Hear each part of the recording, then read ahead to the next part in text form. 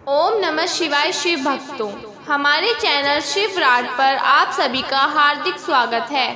आज हम आपको बताएंगे कि अशोक सुंदरी का जन्म कैसे हुआ। हर कोई शिव पुत्र कार्तिकेय और गणेश जी के बारे में ही जानता है, लेकिन बहुत कम लोग यह नहीं जानते कि गणेश जी और कार्तिकेय की 6 बहनें भी थीं, जिनमें से एक का नाम अशोक सुंदरी था। अशोक सुंदरी एक देव कन्या थी जो बहुत अत्यधिक सुंदर थी। शिव और पार्वती की इस पुत्री का वर्णन पंत पुराण में भी है, जिसके अनुसार एक दिन माता पार्वती ने भगवान शिव से संसार के सबसे सुंदर उद्यान में घूमने का आग्रह किया। अपनी पत्नी की इच्छा पूर्ति के लिए भगवान शिव उन्हें नंदनवन ले गए, जहां माता पार्वती को एक कल्प वृक्ष नामक पेड़ से बहुत लगाव हो गया। कल्प वृक्ष एक मनोकामना पूर्ण करने वाला वृक्ष था। कल्प वृक्ष से बहुत अधिक लगाव होने के कारण माता पार्वती उसे कैलाश ले आई और अपने उद्यान में स्थापित किया। कुछ दिन बीतते गए, भगवान शंकर अपने ध्यान में लीन हो गए, जिसके कारण माता पार्वती अपने आप को अकेला महसूस करने लगी।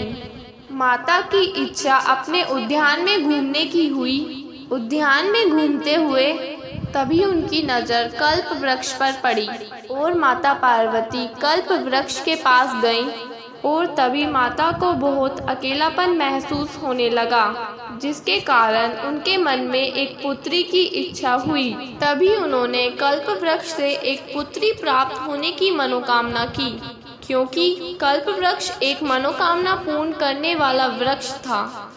इसलिए वृक्ष ने माता की इच्छा तुरंत पूरी कर दी, जिसके फलस्वरूप उन्हें एक सुंदर कन्या मिली, जिसका नाम उन्होंने अशोक सुंदरी रखा। उसे सुंदरी इसलिए कहा गया क्योंकि वह बहुत ही सुंदर थी। माता पार्वती अपनी पुत्री को पाकर बहुत अधिक खुश थी। इसीलिए माता ने अशोक सुंदरी को यह वरदान दिया कि उनका विवाह देवराज इंद्र जैसे शक्तिशाली युवक से होगा। ऐसा माना जाता है कि अशोक सुंदरी का विवाह चंद्रवंशीय ययाति के पुत्र नहुष के साथ होना तय था। एक बार अशोक सुंदरी अपनी सखियों के संग नंदनवन में विचरण कर रही थी। तभी वहां एक हुंड नामक राक्षस आया। वह अशोक सुंदरी की सुंदरता देखकर इतना मोहित हो गया कि उससे विवाह करने का प्रस्ताव रख दिया। तब अशोक सुंदरी ने उसे भविष्य में उनके पूर्व नीति विवाह के संदर्भ में बताया। यह सुनकर हुंड क्रोधित उठा और उसने कहा कि वह नहुष का वध करके उससे विवाह करेगा।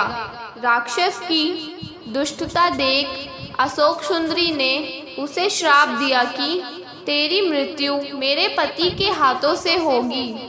तब उस दुष्ट राक्षस ने नहुष को ढूंढ निकाला और उसका अपहरण कर लिया। जिस समय हुंड ने नहुष का अपहरण किया था, उस वक्त वह बालक थे। उसकी एक दासी ने किसी तरह राजकुमार को बचाया और ऋषि वशिष्ठ के आश्रम ले आई, जहां उनका पालन पोषण हुआ। जब राजकुमार बड़े हुए तब उन्होंने हुंड का वध कर दिया। इसके पश्चात माता पार्वती और भोलेनाथ के आशीर्वाद से उनका विवाह अशोक सुंदरी के साथ संपन्न हुआ। बाद में अशोक सुंदरी को ययाति जैसे वीर पुत्र और 100 रूपवती कन्याओं की प्राप्ति हुई। ययाति भारत के कुलवती सम्राटों में से एक थे और उन्हीं के 5 पुत्रों ने संपूर्ण भारत पर राज किया था।